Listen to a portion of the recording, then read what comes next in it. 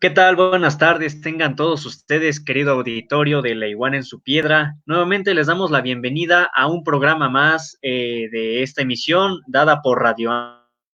Y pues bueno, como todos los sábados tenemos una cita para abordar temas de interés político relacionados con la politización de la 4T. Pero antes de abordar el tema, permítanos invitarlos, hacerles la invitación a que nos busquen en nuestras redes sociales como La Iguana en su Piedra en Facebook, YouTube, Spotify, así como también Espartaco Movimiento en Facebook o Espartaco en blog. ¿Por qué Espartaco? Pues hay que recordar que somos militantes del movimiento estudiantil Espartaco de la Universidad Autónoma de Puebla. Pues bien, el tema de hoy, sábado 29 de enero, es relacionado con lo que hemos vivido durante estos 10 meses a nivel mundial y en concreto los mexicanos. Es la pandemia de COVID-19, la cual ha paralizado, por así decir, la vida cotidiana que hemos llevado, pues ahora sí que cada uno de nosotros la ha paralizado y pues se ha visto reflejada, esta pandemia ha sido determinante para la paralización de la vida como la conocemos, la ruptura de algunas cuestiones que llevábamos normales y en la clase trabajadora, que si bien en el funcionamiento normal que el capitalismo tiene sobre la división del trabajo entre los capitalistas y los trabajadores, pues esos problemas que enfrenta la clase trabajadora se ven más agudizados debido pues a problemas como la alta demanda del servicio de salud ocasionada por la misma pandemia, o bien la precariedad que se ve más evidente en las condiciones laborales de los trabajadores. Y pues bueno, esto lo vamos a aterrizar actualmente en este programa de La Iguana en su Piedra. Ahora sí que vamos arrancando con este programa.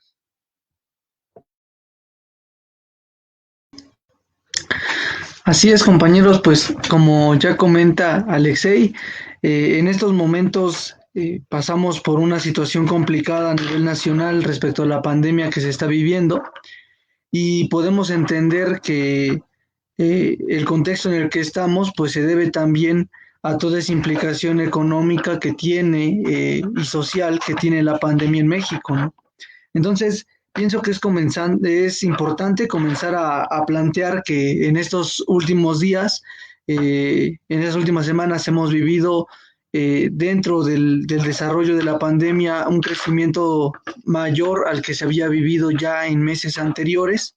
Estamos viviendo un repunte en el país y podemos pues cuestionar precisamente como que cuáles son las condiciones en las que la gente se encuentra ya después de 10 meses de estar en una pandemia donde las condiciones económicas, claro que han ido a la baja, ya que varias actividades que se realizaban, pues en estos momentos se encuentran detenidas y esto, pues claro que conlleva implicaciones a la vida económica de la gente, a cómo la gente está trabajando y a de qué manera se les está pagando, ¿no?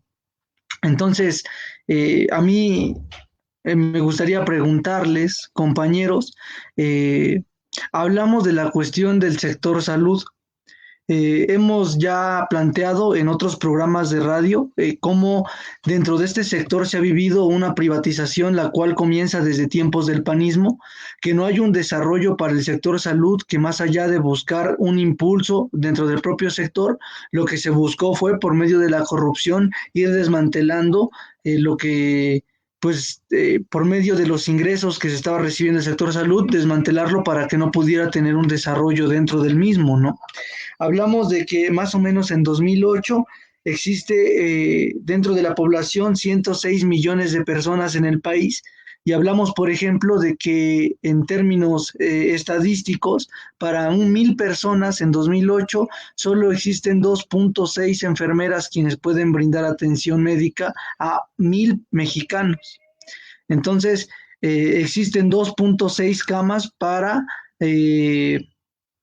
atender a 1,000 mexicanos en promedio, eso apenas en 2017. Entonces, simplemente para poner en contexto cómo se encuentra el sector salud antes de la pandemia y de qué manera México tiene que hacerle frente a la cuestión del COVID con las condiciones en las que se encontraba el sector salud. ¿Cómo ven ustedes, compañeros, este tema del sector salud en el país? Gracias, Carlos. Y bueno, antes de continuar, queremos invitar a la gente que nos está viendo a que pueda comentar qué opina acerca de este tema, cuáles son algunas preguntas, las inquietudes que tienen acerca de cómo se está viviendo la pandemia en México. Y pues empezamos con un saludo para María Estrada, que nos está viendo y dice que pues queremos una nación mejor. Precisamente eso es lo que queremos los mexicanos y por eso es que hay que analizar la realidad y lo que está sucediendo con la Cuarta Transformación. Entonces, pues es importante comenzar diciendo que no es lo mismo cómo vive una persona pobre, una persona trabajadora, la pandemia, a cómo la vive un empresario, a cómo la vive un gran industrial, a cómo la vive un político corrupto. Hay una gran diferencia entre pues cómo vive la gente en México y cómo le está haciendo frente a la pandemia. Debemos recordar que México produce bajo el modo de producción capitalista y pues lo que dicta el capitalismo es que la sociedad esté dividida en clases sociales. Entonces, por un lado están los trabajadores que no tienen nada y que tienen que vender su capacidad de trabajar para poder comer, para poder solventar sus necesidades, y por el otro lado, pues están los capitalistas, los grandes dueños de toda la maquinaria con la que se produce, etcétera. Entonces, el sector salud en México, durante 36 años de neoliberalismo, se fue desmantelando con el objetivo de ser privatizado. Debemos recordar que la salud es un derecho, pero bueno, lo que hacen los capitalistas pues es verlo como un negocio. Es por eso que no hubo inversión en el sistema de salud, es por eso que las universidades públicas pues no dan acceso suficiente a los estudiantes que quieren estudiar medicina o que quieren estudiar alguna especialidad y por ende no hay médicos en el país. Entonces la pandemia la recibió México con un sistema de salud endeble, con un sistema de salud que no tiene lo necesario para atender a todos los mexicanos. Y pues esto por supuesto que ha afectado, pero no afecta a todos, afecta precisamente a la clase trabajadora, a los desposeídos, a los pobres de este país. O ustedes díganme, cuando se ha enfermado algún familiar o algún conocido, ahora por la Cuarta Transformación puede ser hospitalizado, pero si no estuviera esta cuestión que ha planteado el presidente Andrés Manuel y si el sistema de salud se continuara privatizando, pues entonces nosotros tendríamos que hacernos cargo de todos los gastos y pues no alcanzaría con el salario tan miserable que ganan los trabajadores en México, no alcanzaría ni para comprar un tanque de oxígeno, ni para comprar un condensador. Entonces, toda esta problemática la tenemos, la heredamos precisamente del periodo neoliberal, que fue en donde más se agudizó esta cuestión de la privatización de la salud. Entonces, achacarle, por ejemplo, todos los problemas de México a este periodo histórico concreto, que es el sexenio de Andrés Manuel López Obrador, es como ponernos una venda en los ojos a todo lo que ha ocurrido atrás. Y que, bueno, responsables de todo eso que ocurrió, pues son precisamente los gobiernos prianistas, los políticos que utilizaron sus puestos de poder para enriquecer sus bolsillos y pues de los empresarios que nunca han tenido ni un gramo de consideración y lo único que les importa pues es llenar más sus bolsillos de dinero. ¿Qué piensan ustedes, compañeros?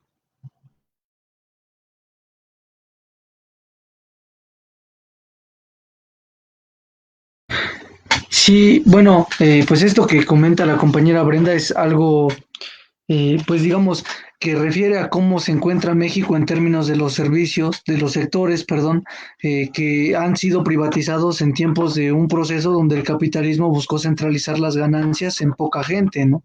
Que se buscaba que fueran pocas las personas, pocos los empresarios quienes tuvieran la capacidad de tener en su poder o en su control económico, pues a la mano varias empresas, ¿no? Por eso poder privatizar los sectores que se encontraban dentro dentro del país. Y si lo hablamos en una cuestión más concreta, podemos pensar que el sector salud en México habla de cómo precisamente se han vivido ese desmantelamiento dentro de la nación. O sea, Obrador plantea que de los problemas más grandes que tiene México es la corrupción. Y a pesar de que entendemos que más allá de la corrupción existen los intereses económicos de una clase social, sí podemos ver cómo dentro del propio sector salud es la corrupción que desde la parte de arriba, desde la gente que debería estar revisando constantemente cómo se hace el manejo del ingreso que tiene el sector salud, pues lo único que hace como parte y como contribuye a la corrupción es cegarse, es pues callar las cuestiones de corrupción que ellos puedan mirar. Son los propios doctores dentro de los sectores, dentro del sector salud, dentro de los hospitales, quienes buscan negociar con la medicina que hay para la farmacéutica para poder brindar atención médica a los trabajadores. Es por medio precisamente del amiguismo que se busca que las farmacéuticas en concreto que ya hicieron desde antes tratos debajo del agua con aquellos que son responsables de hacer el financiamiento para las medicinas en los hospitales del servicio social, del servicio público de salud, pues precisamente lo que hacen es poder hacer contrato con ciertas farmacéuticas específicas, quienes les van a permitir llevarse una mochada y de esa manera ir robando de los servicios públicos, ¿no? Se habla, por ejemplo, no sé cómo veas este dato, Alexei, de que desde 2016, 2017, desde antes, 2008, por ejemplo, se destinaba del 2.8 al 2.7% del PIB, del Producto Interno Bruto en México, para el sector salud. La derecha comenzó a bombardear planteando que en el sexenio de López Obrador, a pesar de que él prometió que se iba a ver una mejora en el sector salud, disminuyó el ingreso destinado al seguro social, ¿no? Ahora solo se destina el 2.5% del Producto Interno Bruto. Lo que, digamos, aquí podemos cuestionar es que fueron en estos años, desde 2007 hasta 2016, según un censo que hicieron, encabezado por personas que estaban buscando implementar el proyecto del Seguro Popular en el 2014, comentaron que fue en los años de 2007 hasta 2017 cuando menos hubo un avance en términos de infraestructura del sector salud. Entonces, ¿cómo está eso? ¿Por qué hay mayor ingreso destinado al sector salud y por qué hay un menor crecimiento al que en estos momentos refleja la cuarta transformación? ¿Cómo ves este dato, Alexei? Gracias, Carlos. Pues bueno, hay que preguntarnos a dónde en verdad fue a parar este recurso, porque realmente tenemos datos en tiempos anteriores que el gobierno federal destinaba cierta cantidad de recursos a educación, a Infonavit, a las empresas paraestatales, las pocas que quedan, por cierto, y pues entre esos servicios, pues está salud.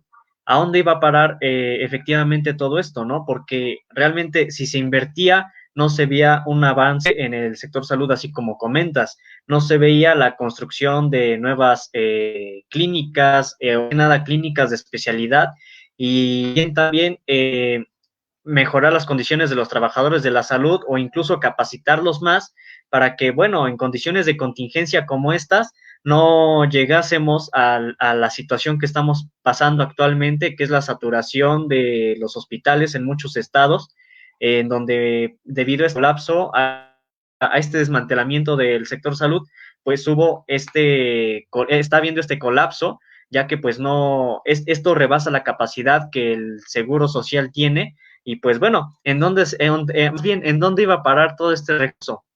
Porque bueno, entonces, si bien el seguro social, el IMSS, el ISSSTE, no tuvo un crecimiento como anteriormente lo llegó a tener, pero lo que sí hubo, sí que lo que sí se manejó en pantalla fue un crecimiento del seguro popular, incluso hasta había una campaña mediática en la cual te invitaban a afiliarte al seguro popular, y presidentes como Calderón presumían de tener una cobertura universal de los mexicanos afiliados al seguro popular.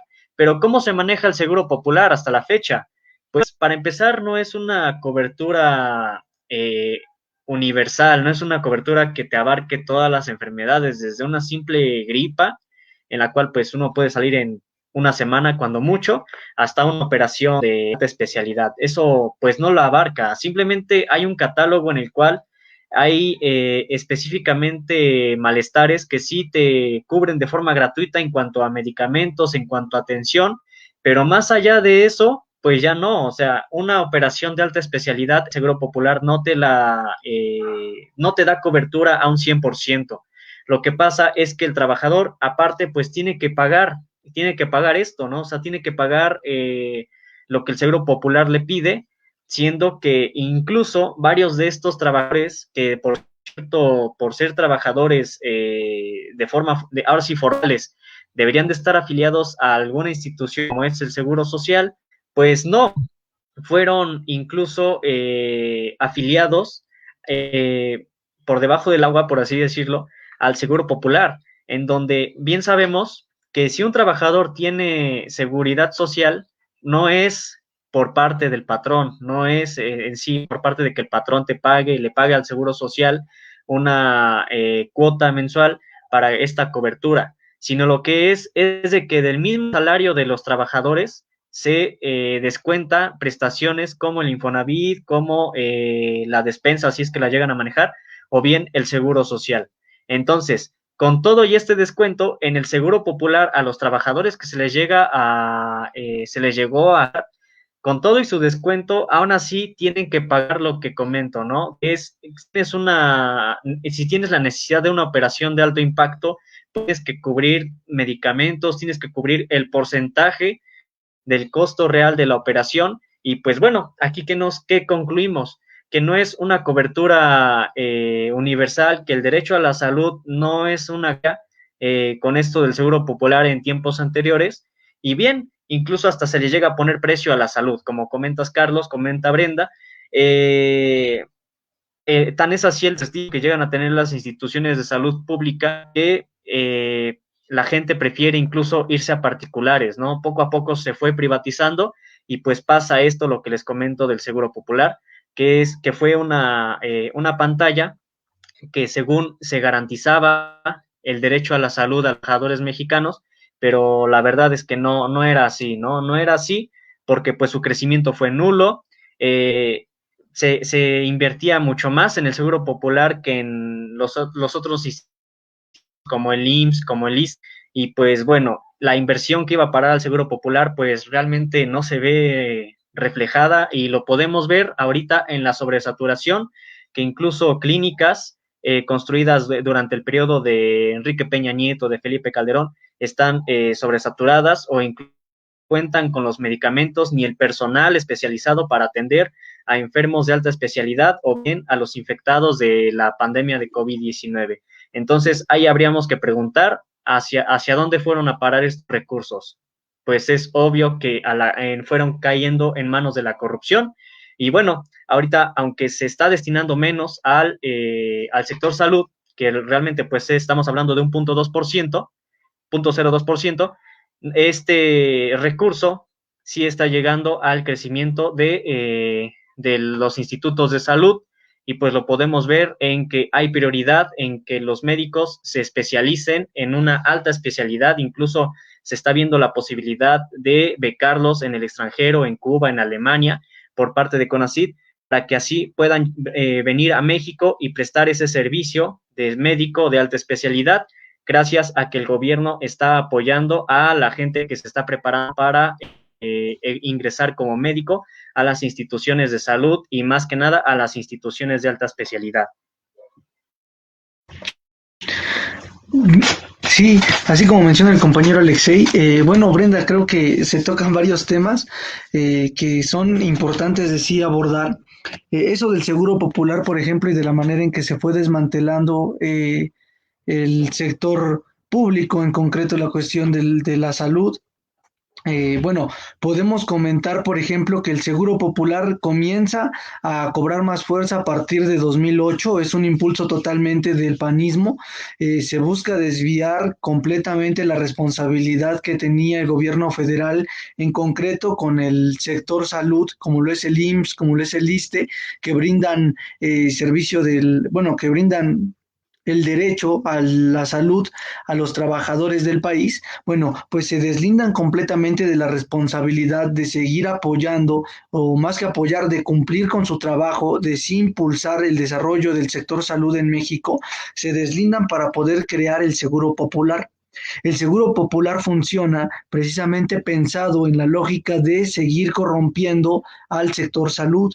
Esto lo voy a plantear de esta manera, ya que si hablamos de la manera en que se llega al financiamiento, el ISSSTE y el IMSS, por ejemplo, viene a partir o se cubre económicamente a partir de las contribuciones que dan los trabajadores y el propio gobierno federal a partir de los impuestos que se dan. Entonces, son completamente financiadas por el trabajador y por el gobierno federal estos órganos en concreto, y de hecho precisamente por eso pues deben de respaldar al trabajador en términos de su salud, deben de responder al artículo 4 constitucional, donde plantea que todos tienen derecho y acceso libre a la salud, a la protección de la salud, ¿no? Entonces, ¿qué pasa? Como estos órganos comienzan a ya desestabilizarse porque el financiamiento de sí se está yendo todo a la corrupción, como ya lo planteamos, a los medicamentos que se desvían, a los recursos que no llegan completos a los hospitales, a los doctores que dentro de los propios hospitales no están brindando los medicamentos que son necesarios para los pacientes, porque lo importante es continuar cubriendo con un cierto número de medicamentos que se debe vender a modo precisamente de servicio y no de un derecho que se preocupa por la vida de la gente. Entonces, pues se toma una salida fácil, que es el Seguro Popular. El Seguro Popular, ¿cómo llega a su financiamiento? El Seguro Popular recibe recursos del gobierno, no solo federal, sino que recibe recursos de gobiernos estatales donde se encuentran sus hospitales, y encima de eso se cobra la cuota de pago de los usuarios. Entonces, el dinero que viene del gobierno federal es dinero que de sí es de los impuestos de los trabajadores. El dinero que se le da de parte de los gobiernos federales es del ingreso que se le da a nivel federal a cada estado. Viene de los impuestos de los trabajadores.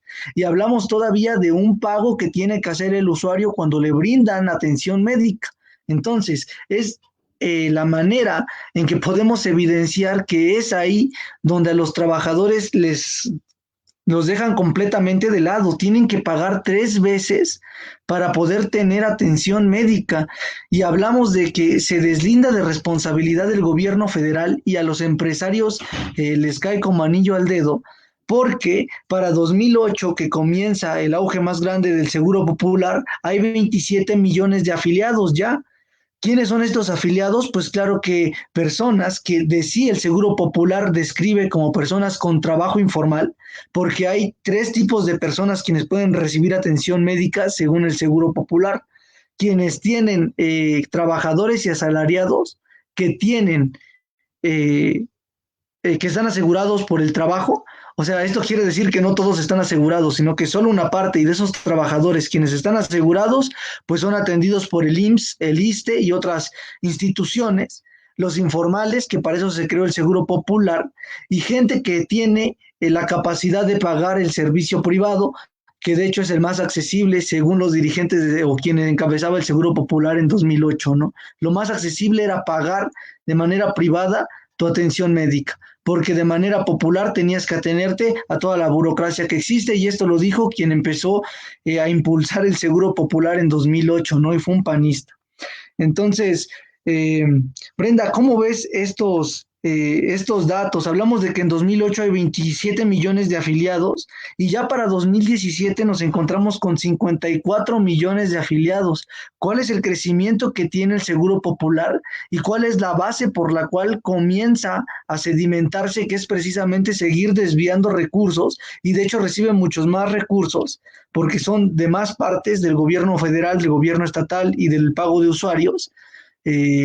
y la atención médica que se brinda pues está completamente limitada. Pero ¿cómo ves? Yo pienso que es una cuestión o algo que llegue a evidenciar esa diferencia entre pues las clases sociales que existen en México, ¿no? Quien tiene la posibilidad de pagar los privados y quien tiene que atenerse a las condiciones en las que se encuentra el servicio de salud en México, ¿no? Y las corruptelas que se hacen encima en el Seguro Popular. Sí, pues es importante, como tú mencionabas, saber quiénes son los que se afilian al Seguro Popular. Pues son precisamente los que, pues su trabajo no les permite estar inscritos a la formalidad ni acceder a la seguridad social, ya sea el IMSS o el ISSSTE. Sabemos que más del 50% de la gente económicamente activa en el país pues trabaja en el sector informal. ¿Esto qué significa? Pues que son vendedores ambulantes, que tienen pequeños negocios y bueno, esta gente no tiene acceso a la salud o no la tenía en los gobiernos neoliberales. Entonces, se supone que el Seguro Popular comenzó como una alternativa para que pudieran tener acceso a la salud. Pero ¿qué es lo que realmente sucedió? Pues que el Seguro Popular le abrió la puerta a la privatización de la salud en México. Aquí hay movimiento en los comentarios, aquí hay algunos comentarios que nos mencionan que los políticos prianistas se dedicaron a saquear, robar, y también está, por ejemplo, la compañera que dice que querían privatizar México y por eso acabaron con el sector salud, con el sector energético, que AMLO está haciendo milagros y aún así está saliendo adelante. Es importante dejar claro, por si tienen alguna duda los que nos están viendo, que como lo menciona la compañera Marta, AMLO está haciendo milagros con el sector salud que dejaron los neoliberales. Y nosotros precisamente estamos planteando cómo fue ese proceso histórico para llegar al sector salud que tenemos actualmente. Se ha planteado desde el gobierno federal la estrategia de crear el INSABI como una alternativa al Seguro Popular en donde no haya corrupción, en donde se ahorre precisamente porque no se permite la impunidad ni la corrupción, en donde no hay una cartera de enfermedades y si estás enfermo de otra cosa tienes que pagar, sino que la salud es universal y los medicamentos también. Entonces, todo eso se está planteando ahora en la 4T. Además, ahora en la pandemia, en diciembre, el presidente Andrés Manuel mencionó que se terminaron de construir 130 hospitales, de los que los gobiernos neoliberales construían, pero no equipaban o ni siquiera terminaban de construirse. Además, reconvirtieron 971 hospitales y se instalaron 32,203 camas. O sea, imagínense cuánta infraestructura se tuvo que instalar para atender a la pandemia y todo ese dinero salió sin un peso de deuda. Eso es importante mencionarlo. El país no se está endeudando, Andrés Manuel no se está endeudando y no nos está endeudando a los mexicanos. Todo este dinero, aunque podría parecer que por el porcentaje del PIB se está invirtiendo menos, en realidad por todo el ahorro que existe, se está invirtiendo más y se está invirtiendo bien en la salud precisamente de los mexicanos. Además, se contrataron a 71,000 médicos para poder atender la pandemia de COVID. Entonces, aquellas personas que dicen que no se está dando un buen atendimiento a la pandemia, pues se están olvidando de todo lo que hicieron los gobiernos prianistas. Es por eso que nosotros planteamos cómo estaba la privatización de la salud y ahora cómo se está intentando resolver con lo que se tiene, sin deuda y favoreciendo a la clase trabajadora de México, que eso es lo más importante. Tenemos el ejemplo de, pues que le dio COVID a Carlos Slim. Hace una semana se anunció que este empresario mexicano que hizo su fortuna gracias a las concesiones que le regaló Salinas de Gortari, pues tenía COVID, donde se atendió en el Instituto Nacional de Ciencias Médicas y de Nutrición. ¿Por qué se atiende en ese hospital este señor, que aunque es público, es un hospital de alta especialidad? Pues porque tiene dinero, porque es un gran empresario. Ahora bien, los trabajadores mexicanos, ¿en dónde nos tendríamos que atender si nos da COVID? Esa es la pregunta. Y precisamente el gobierno de Andrés Manuel López Obrador está garantizando la salud para todos, porque todos tenemos acceso a una cama o a un ventilador si es que nos enfermamos, y próximamente todos vamos a tener acceso a la vacuna para o contra el COVID-19. Entonces, es importante tratar toda esta cuestión y además el tema de, pues, de la economía en la pandemia, ¿no? Que yo considero que también es muy importante. Así es, Brenda, hay una labor titánica que tiene que realizar el compañero López Obrador, ya que no solo es la cuestión como tal en términos de salud que se está viviendo, que es una cuestión ya pues grave en términos de cómo ha avanzado la pandemia a nivel nacional y cómo ha avanzado en el mundo en general. Pero podemos comentar, por ejemplo, Alexei, cómo a pesar del trabajo que ha estado haciendo el compañero presidente López Obrador, respecto a poner a trabajar a las instituciones como el IMSS, como al IMSS, como al ISSSTE, que por mucho tiempo se han mantenido precisamente bajo el manto de la corrupción, donde los doctores, las gentes que estaban por encima, pues podían hacer el manejo que ellos quisieran con el ingreso que recibían estas instituciones, estos hospitales en concreto, y que hacían todo un manejo como ellos los quisieran en el tiempo del prianismo, ¿no?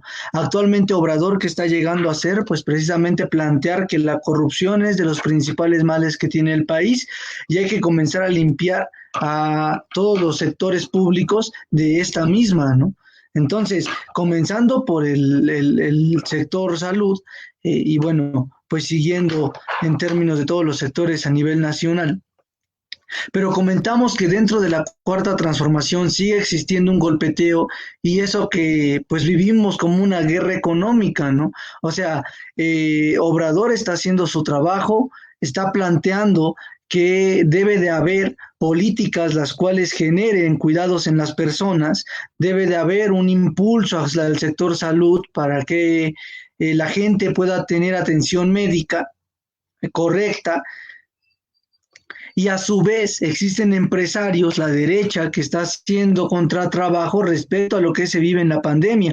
Cuando comienza, nada más para recordar un poco, cuando comienza la pandemia, Obrador plantea la cuestión de tomar medidas, las cuales van en términos de solo responder a actividades esenciales y hace un esquema de cuáles son esas actividades esenciales en México.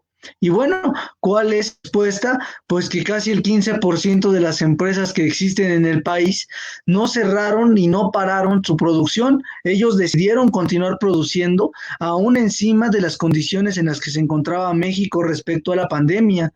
Y es que quien pierde no es la empresa mientras siga produciendo, quien pierde no es el empresario mientras se siga generando y mientras sigan trabajando la gente, los trabajadores para generar su mercancía, ¿no?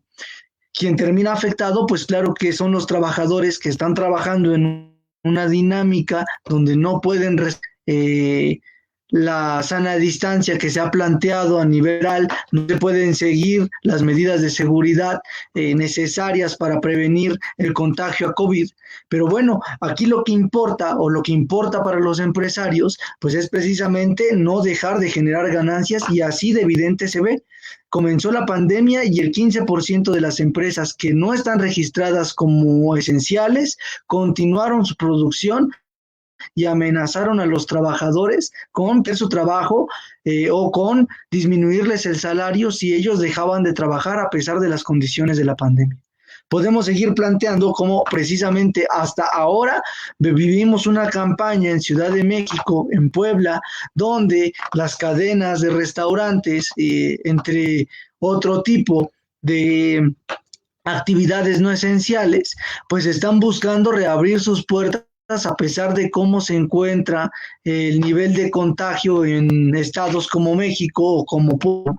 El nivel de contagios es muy grande, sigue creciendo y pues son los empresarios quienes siguen haciendo presión al gobierno federal para pedir que se abran nuevamente este tipo de negocios y que se deje trabajar nuevamente a este tipo de empresas. Podemos entender que los trabajadores se encuentran también en condiciones pues complicadas, ya que la pandemia ha detenido muchas de las actividades que ellos podían realizar para poder tener un ingreso extra más allá de su trabajo en las empresas, pero hay condiciones que se deben de atender y la gente no puede, los empresarios no deben exponer a las personas a contagiarse de COVID para poder poner en riesgo su vida, pero pues es precisamente otra cosa la que les importa a los empresarios. ¿Cómo ves, Alexei?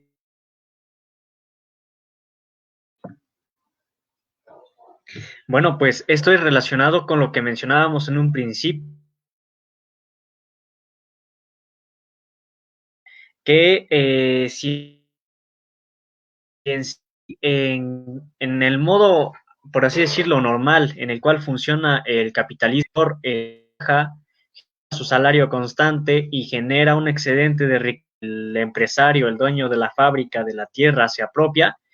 Si así, de forma normal, en este contexto de la pandemia, pues se agudizan más. Y los ejemplos claramente ahí están, lo comentas. La presión que existe por parte de empresarios restauranteros, empresarios automotrices, en el caso de Puebla como ciudad, o más bien como estado industrializado por la parte automotriz, ejerce presión hacia el gobierno y pues es más que nada no dejar de producir, no dejar de generar ganancias a costa de la salud de los trabajadores y a costa incluso de sus derechos. ¿Cómo se ve reflejado esto? Pues bien, se comenta, también es parte de esta campaña mediática que actualmente debido a la pandemia se han perdido miles de empleos, se ha despedido a mucha gente, las empresas han quebrado, pero bueno, en verdad, si algunas pequeñas empresas, no hablemos de las grandes empresas, en verdad algunas de las pequeñas empresas han quebrado, pero pues otras, lo que ha pasado es que en serio han quebrado o bien se ha quitado de la nómina, de la lista de seguridad social a los trabajadores y estos siguen laborando pero sin alguna prestación. Esto es algo que en repetidas ocasiones o incluso se quiere priorizar el rescatar a las empresas sobre otro tipo de necesidades que tiene el país, en su mayoría la gente trabajadora. Se plantea rescatar a las empresas ante el quiebre que ha tenido ante la baja demanda. Y pues bueno, ejemplo de ello lo podemos ver en la declaración de bancarrota de Interjet, esta aerolínea en la cual a principios de año sus trabajadores se fueron a huelga porque no se les había pagado un salario desde hace 2 meses, más o menos, era lo que ellos reclamaban. No se les ha pagado un salario, no se les ha mantenido ya en sus prestaciones y eso que es una empresa grande, supuestamente rentable, ¿no? Pero aún así pasan cuestiones así y lo que reclamaban la directiva de Interjet es que López Obrador o el gobierno de López Obrador debería rescatar a esta empresa para que vaya a la bancarrota, algo parecido al Fobaproa de 1995, en el que, por cierto, no olvidemos que con Ernesto Zedillo y Salinas de Gortari nos gobernaba el PRI, se rescata a los bancos, se aumenta la deuda pública para rescatar a los bancos que estaban en quiebra. Algo similar es a lo que le apuesta la derecha para que, pues sí, sigan sobreviviendo. Pero ¿qué está pasando actualmente? Como lo comentan ustedes, se está priorizando mejor a los pobres, a la gran mayoría de gente que pues es trabajadora, que no posee grandes fortunas, que no tiene esa capacidad de acumular y pues la prueba está eso, en una de dos, la garantía al sector salud, a la seguridad social y pues bien, la garantía, por otra parte, de los programas sociales, que también son una manifestación de la distribución que se está haciendo de riqueza hacia los que lo necesitan, hacia la mayoría de los quienes lo necesitan y sin la necesidad de endeudarse.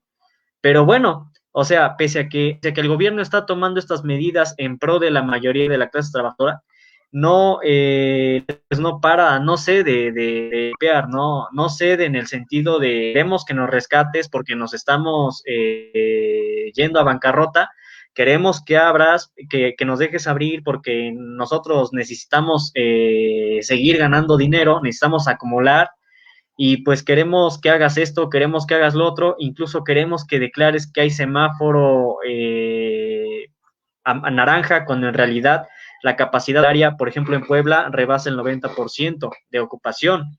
Entonces, ahí se ve el estira y afloja que hay entre el gobierno y pues la derecha, en concreto con los empresarios que, bueno, aparte de que le ponen un precio a la salud, sí quieren seguir generando ganancias, quieren seguir explotando al trabajador a costa de su salud, a costa de sus derechos, y pues bueno, ¿todo por qué? Porque la lógica de un empresario es generar ganancias a costa de lo que sea. La agudización del capitalismo en su máxima expresión es lo que estamos viviendo actualmente en la pandemia. El recorte de derechos, las campañas mediáticas en contra del gobierno que pues en gran medida defiende o apuesta por los derechos de los trabajadores o de la mayoría de la gente. Y pues bueno, por otra parte, pues este golpeteo que dice que no, estamos perdiendo empleos, el país no está creciendo, está habiendo un estancamiento que incluso es preocupante porque se está utilizando en los spots de campañas políticas. Ya hay que recordar que estamos en un año electoral y pues los de oposición pensarían que ellos manejarían esta situación de una mejor manera, ¿no? El PRI, el PAN andan poniéndose como paladines de los mexicanos, argumentando que el gobierno de López Obrador ha sido incapaz de controlar a la pandemia, ha sido incapaz de contrarrestar la tasa de desempleo o de empresas que cierran, pero pues vemos que la realidad pues es eso. Pareciera que pues ellos le apuestan, o más bien ellos le apuestan a defender a los intereses de los ricos, de los empresarios y no de la mayoría de la gente. Pero bueno, algo en lo que también habría que profundizar es la cuestión de rescate, porque incluso organizaciones mundiales como la CEPAL, la Confederación Económica de América Latina, apuestan también a esto, ¿no? Haya un rescate por parte de los gobiernos hacia la iniciativa privada, porque pues van a quebrar, pero pues volvemos a lo mismo. Es apostar a beneficiar a unos pocos a costa de la mayoría, a costa de su salud y de sus derechos. ¿O cómo ven, compañeros, todo esto? Así es, Alexei, pues precisamente esa cuestión de el estira y afloja que tú comentas respecto al gobierno federal con las empresas y precisamente el cómo los grandes empresarios pues han buscado volver un derecho de los trabajadores como es el acceso a la atención médica gratuita, pues lo están buscando volver un servicio como muchos otros sectores públicos del país que dentro del proceso del neoliberalismo pues buscaron llevar a la privatización a gran parte del país, ¿no? Pero podemos comentar también, para seguir abordando y profundizando en este tema, respecto a una política que implementó Obrador. Él ha planteado que él gobierna para todos y ha sido consecuente con eso que él ha planteado. Ha mencionado que según el desarrollo de la pandemia y en estos momentos con la cuestión de las vacunas que ya se están haciendo tratos con otros presidentes para poder hacerlas llegar a México, ya hay un plan de vacunación en el país bien elaborado eh, por las responsabilidades que se tienen aquí en el país. Y bueno, podemos hablar de que Obrador plantea que cualquier empresario o en cualquier estado se pueden comprar las vacunas por separado a lo que está haciendo el gobierno federal. Ya en México se planteaba una noticia de un empresario que decía ya tenía un trato en Rusia con la vacuna Sputnik V de 2 millones de dosis, las cuales daban para 1 millón de personas que se les podía vacunar. El costo de dosis, por dosis de la vacuna iba a ser de 870 pesos para los mexicanos y la excusa es precisamente que es para darle mayor cobertura a la vacunación y que haya mayor accesibilidad para la gente. Como ya sabemos, esta vacuna Sputnik V requiere de 2 dosis, son 870 por dosis, pues de mínimo se tendrían que estar pagando 1,700 pesos, 1,740 pesos aproximadamente, una persona por tener la vacuna. Entonces, verdaderamente es para que haya mayor cobertura con la gente, para que las personas puedan tener mayor accesibilidad a la vacuna o para volver de esta cuestión de la pandemia, pues un modo de favorecerse a esos grandes empresarios. La la noticia fue desmentida. Rusia planteó que no tenía ningún contrato con ningún empresario mexicano, pero es parte de lo que se ha planteado a nivel nacional. Brenda, en estos últimos días, la Asociación de Gobernadores de Acción Nacional, que es la coalición de los gobernadores del PAN en México, GOAN se llama su organización, plantea que va a elaborar un esquema para la colaboración con empresarios para poder comprar la vacuna. Igual están buscando hacer contratos con la vacuna Sputnik V. Y bueno, ellos lo que dicen precisamente es que como el gobierno federal está siendo ineficiente, ellos van a buscar sí tener la vacuna y dan todo un esquema y dan todo un choro en el cual ellos plantean cómo van a conseguir la vacuna y en qué lugares ya la han negociado. Lo que no plantean es si esta vacuna va a ser gratuita, lo que no plantean es qué precio va a tener esta vacuna y lo que nunca van a plantear es que simplemente quieren hacer negocio y quieren lucrar con una necesidad para las personas.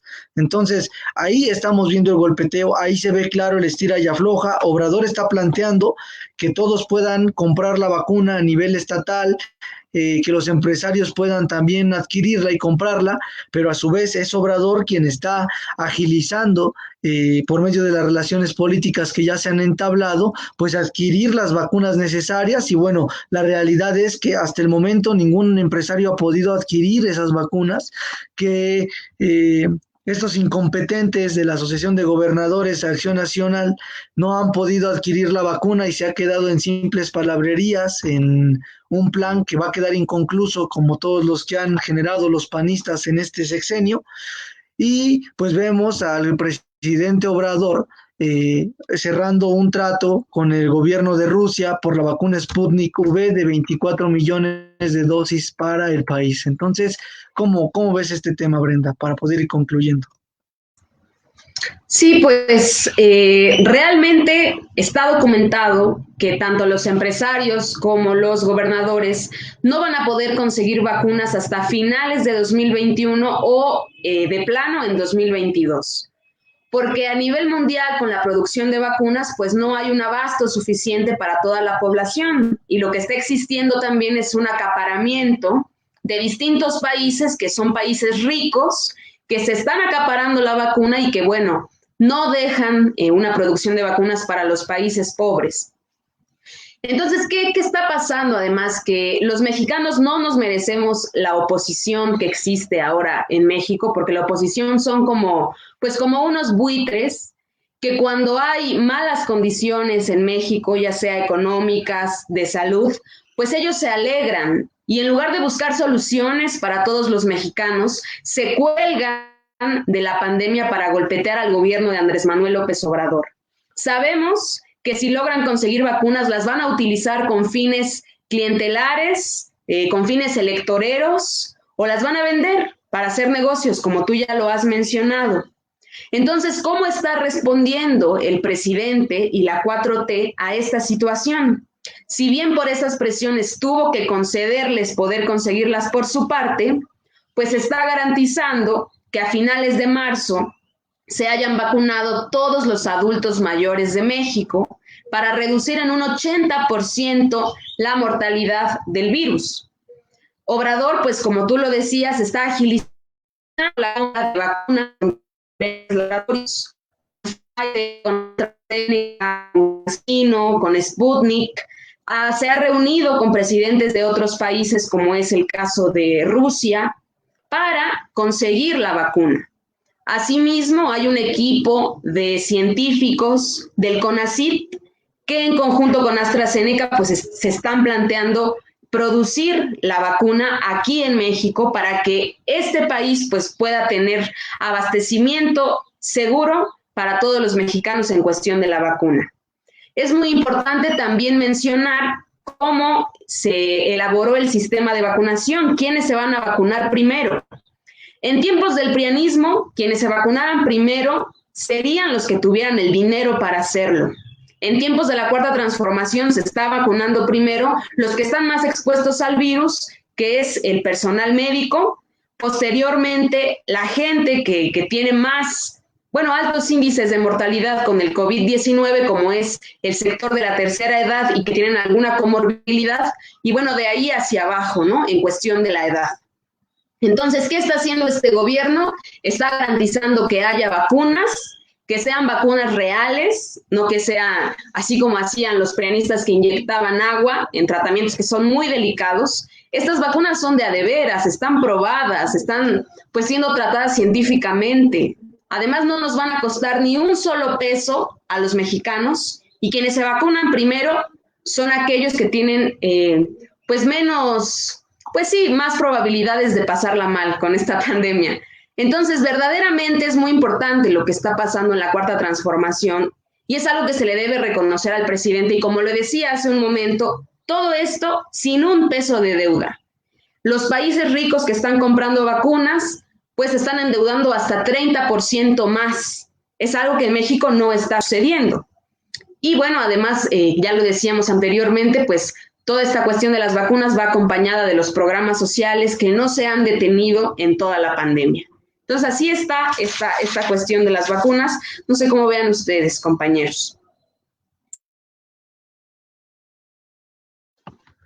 Así es, pues, como bien lo comenta Brenda, de hecho, o sea, podemos plantear cómo se encuentra la situación actual en México y hablamos de mucha responsabilidad por parte del gobierno federal. Hay un plan de vacunación bien creado para poder generar una apertura mayor en un momento de que el plan de vacunación ya esté realizado para poder generar la apertura de actividades económicas, las cuales van a brindar pues una mayor posibilidad de que las personas puedan volver a trabajar. Por eso precisamente están buscando vacunar primero a las personas quienes pueden salir más afectadas por esta pandemia del COVID-19. Por eso digo que está muy bien realizado el plan de vacunación. De hecho, en el estado que aquí en México, que se encuentra en semáforo verde desde hace ya algunas semanas, pues está buscando destinar vacunas al sector educativo en coordinación con la SEP estatal, para que se pueda regresar a clases de manera paulatina y de esta manera se puedan reactivar económicamente muchas otras actividades que giran en torno al sector educativo, ¿no?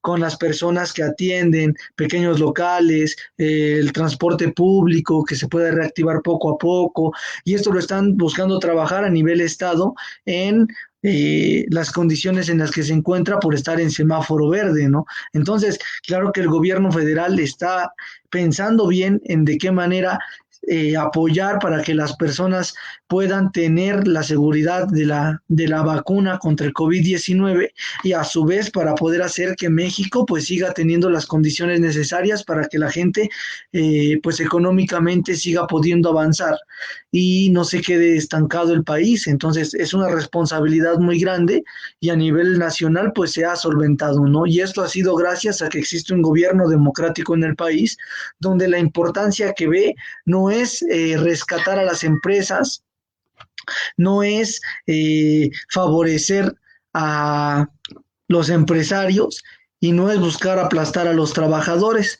sino que es poder generar pues ser un intermediario y de esta manera pues generar condiciones propicias para que la gente pues pueda seguir avanzando y a su vez las empresas a nivel nacional pues continúen haciendo la labor que han hecho históricamente, ¿no? Puede ser una limitante a la cual se enfrenta el gobierno federal, pero a su vez es un impulso para la clase trabajadora de que tenga condiciones óptimas para poder vivir en términos de los derechos que sean respetados y que la cuestión de la salud, perdón, pues pueda ser un derecho que sí se le respete y no simplemente esté estipulado en la Constitución mexicana, ¿no? Y esto pues lo está haciendo valer el presidente de la República.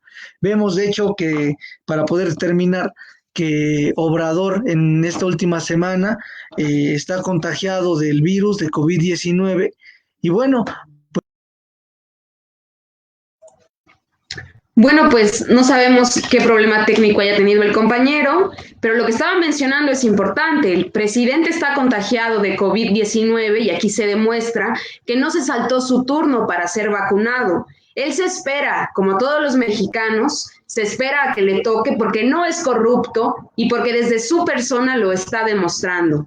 Entonces, bueno, aquí en La Iguana en su Piedra le mandamos mucha fuerza al presidente, que se recupere pronto, que sepa que es la cabeza del movimiento de Cuarta Transformación y de que los mexicanos lo necesitamos saludable para que siga adelante este proyecto de nación en el que, como decía la compañera Hermelinda, que le mandamos un gran saludo, no todo lo tiene que hacer el presidente, nosotros también tenemos el deber y hay que trabajar juntos para la transformación de nuestro país.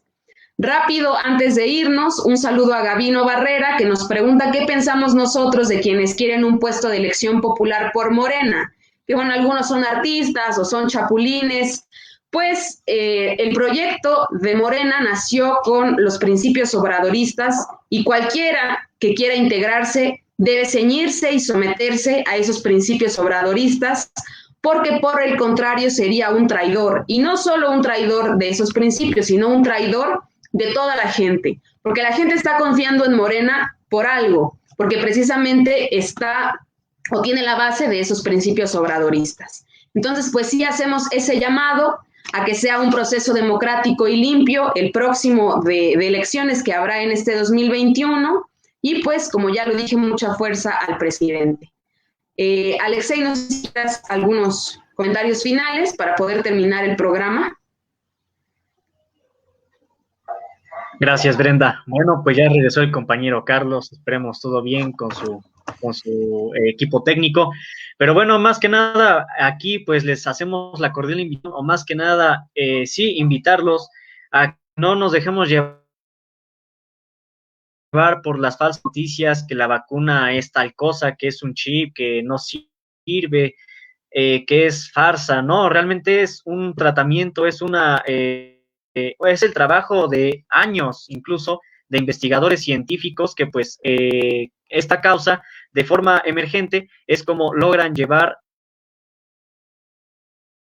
esta vacuna a hacer algo para volver a la normalidad lo antes posible. Esto ya, pues, tiene que pasar, tiene que terminar, pero mientras no, pues hay que seguir teniendo prudencia, no dejándonos llevar por falsas noticias. Hay que vacunarnos, personas mayores, personas con enfermedades degenerativas, y pues igual nosotros como jóvenes también, cuando llegue el momento, pues tenemos que vacunarnos para que al fin podamos salir de esta contingencia y retomar nuestra vida cotidiana como normalmente la toma toda persona, todo ser social, como lo somos los seres humanos. Y bueno, pues ahora sí que con estos comentarios, pues igual despedimos el programa. Muchas gracias, compañeros. Nos estamos escuchando la próxima semana. Yo soy Brenda Cabello. Yo soy Carlos Saucedo. Y yo, Alexei Otañez. Y esto fue La Iguana en su Piedra. Nos vemos.